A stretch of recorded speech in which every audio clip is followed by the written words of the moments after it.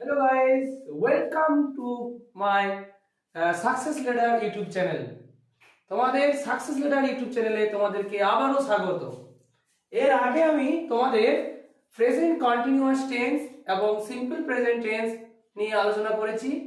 তোমরা আশা করি ভিডিও দেখেছো এবং যদি না দেখে থাকো তো তোমরা সেটা দেখে নিও, ঠিক আছে? তো আজকে সেই প্রেজেন্ট কন্টিনিউয়াস টেন্সের এই সেকেন্ড পার্ট নিয়ে আলোচনা করব। Present continuous tense. দেখো প্রেজেন্ট কন্টিনিউয়াস টেন্সের সেকেন্ড পার্ট নিয়ে আলোচনা করব। তো প্রেজেন্ট কন্টিনিউয়াস টেন্সের আগের দিন জেনেছিলাম যে বাংলা বাক্য কিভাবে চিনতে হয়। এবার জানবো যে ইংরেজি সেন্টেন্সে তোমরা কিভাবে খুব সহজেই তোমরা চিনতে পারবে। তাই জেনে নিচ্ছি ক্লু।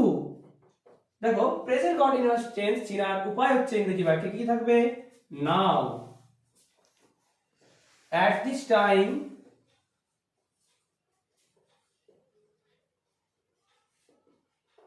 আর কি থাকবে? at this moment,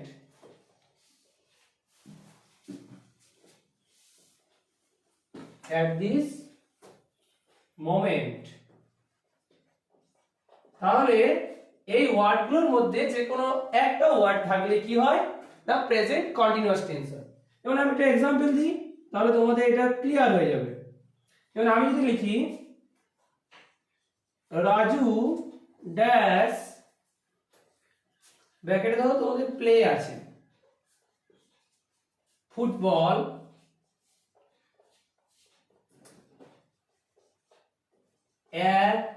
at this time না লিখে নাও লিখি নাও। তাহলে কি হচ্ছে? রাজু এখন ফুটবল খেলছে। তাহলে দেখো এখানে নাও আছে। আমি বলেছিলাম যে তোমাদের নাও, at this time, at this moment এই ওয়ার্ডগুলোর মধ্যে যে কোনো একটা ওয়ার্ড থাকলে তোমরা প্রেজেন্ট কন্টিনিউয়াস টেন্স করবে। তাহলে এখানে নাও ওয়ার্ডটা আছে, তাহলে কি হবে? এটা প্রেজেন্ট কন্টিনিউয়াস টেন্স, তাই তো? তাহলে প্রেজেন্ট কন্টিনিউয়াস টেন্সের স্ট্রাকচার কি বলেছিলাম? সাবজেক্ট দিয়ে অ্যামিজার দিয়ে ভার্বের সঙ্গে আইএনজি যোগ। সাবজেক্ট তো রাজু বলাই আছে, তাহলে অ্যামিজার রাজুর পরে কি বসবে? ইজ দিয়ে ভার্বের সাথে আইএনজি যোগ। ভার্ব কে আছে? প্লে, তাহলে প্লের সাথে আইএনজি যোগ হয়ে কি হবে? প্লেইং, তাই তো? প্লেইং। ঠিক আছে, তাহলে প্রেজেন্ট কন্টিনিউয়াস টেন্স এই পর্যন্তই। এরপর আমি প্রেজেন্ট পারফেক্ট টেন্স নিয়ে আলোচনা করছি। কি বললাম? প্রেজেন্ট পারফেক্ট টেন্স, তাই তো? পারফেক্ট প্রেজেন্ট পারফেক্ট টেন্স কিভাবে চিনবো না? বর্তমান কালে কোনো কাজ শেষ হয়ে গেছে কিন্তু তার ফলটা এখনো আছে, এটা বোঝাতে প্রেজেন্ট পারফেক্ট টেন্স হয়। দেখো এটা সহজভাবে বলতে গেলে বাংলা বাক্যে চিনবো কিভাবে আমি সেটা বলে দিই। না চেনার উপায়, তাই তো? চেনার উপায় কিভাবে চিনবো না? বাংলা ক্রিয়াপদের সাথে এছি, এছো, এছে বা কি বলতে পারি? ইয়াছে বা ইয়াছি, ইয়াছো আর ইয়াছে এইগুলো যোগ থাকে। ঠিক আছে, এবার এটার গঠনটা জেনে নিই। গঠন কি? গঠন হচ্ছে সাবজেক্ট দিয়ে হ্যাভ হ্যাজ দিয়ে ভার্বের থার্ড ফর্ম দিয়ে অবজেক্ট। আমি একটা এক্সাম্পল দিই এবার। না অয়ন ভাত খেয়েছে, এটা এক্সাম্পল। আরেকটা দিই না সায়ন বিদ্যালয় গিয়েছে। দেখো তাহলে এই যে অয়ন ভাত খেয়েছে, সায়ন বিদ্যালয়ে গিয়েছে, দেখো এই দুটোর ক্ষেত্রে এই উভয় ক্ষেত্রে আমরা কি দেখতে পাচ্ছি? খাওয়ার সাথে এছে যোগ আছে। এটা তো এছে যোগ আছে, তাহলে আমি কি বলেছি? এছি, এছো, এছে বা ইয়াছো, ইয়াছে, ইয়াছি এইগুলোর মধ্যে যে কোনো একটা যোগ থাকবে।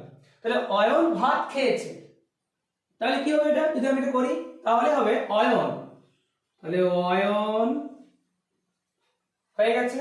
এবারে হ্যাভ হ্যাজ বসবে, তাই তো? তাহলে আমরা জানি হ্যাভ কোথায় বসে আর হ্যাজ কোথায় বসে বলো? না হ্যাভ বসে I ইউ এবং প্লুরাল সাবজেক্ট থাকলে, তাই তো? তাহলে আই ইউ এবং প্লুরাল সাবজেক্ট থাকলে, প্লুরাল মানে একজনের বেশি বোঝালে, সেটাতে হ্যাভ বসে, তাই তো? আর হ্যাজ বসে হি, সি, ইট এবং সিঙ্গুলার সাবজেক্ট, সিঙ্গুলার সাবজেক্ট, এটাও সাবজেক্ট লিখে দিই, সিঙ্গুলার সাবজেক্ট থাকলে হ্যাজ বসে। তাহলে অয়ন কজন? অয়ন একজন, তাহলে কি হবে? অয়ন হ্যাজ, দেখি বসে ভার্বের থার্ড ফর্ম, তাহলে খাওয়া, খাওয়াটা তো ভার্ব, খাওয়া থার্ড ফর্ম কি হবে? ইট অ্যান্ড ইটেন, তাহলে হবে ইটেন। এবার ভাত, তাহলে কি হবে? রাইস। আচ্ছা ঠিক আছে, আমি এটা করে দিলাম, তোমরা এটা বাড়িতে নিজেরা করে আসবে, দিয়ে আমাকে কমেন্টে জানাবে যে তোমরা কি এটা পেরেছো কিনা। যদি না পারো আমি অ্যান্সার অবশ্যই বলে দেবো, ঠিক আছে? ঠিক আছে, আজকে ক্লাস এই পর্যন্তই। আমরা পরের দিন আরো অন্য একটা টপিক নিয়ে আলোচনা করব, টেন্সের একটা টপিক, এবং এটার পার্ট 2 নিয়ে আসছি। তোমরা তোমাদের কমেন্ট নিচে জানাও, এবং তোমরা এরপর আর কোন টপিক চাও সেটাও আমাকে কিন্তু জানিও। আমি চেষ্টা করব যত তাড়াতাড়ি সম্ভব আনার, ঠিক আছে? প্লিজ তোমাদের যদি ভালো লাগে তাহলে এটা লাইক, শেয়ার এবং কমেন্ট করতে তোমরা ভুলো না।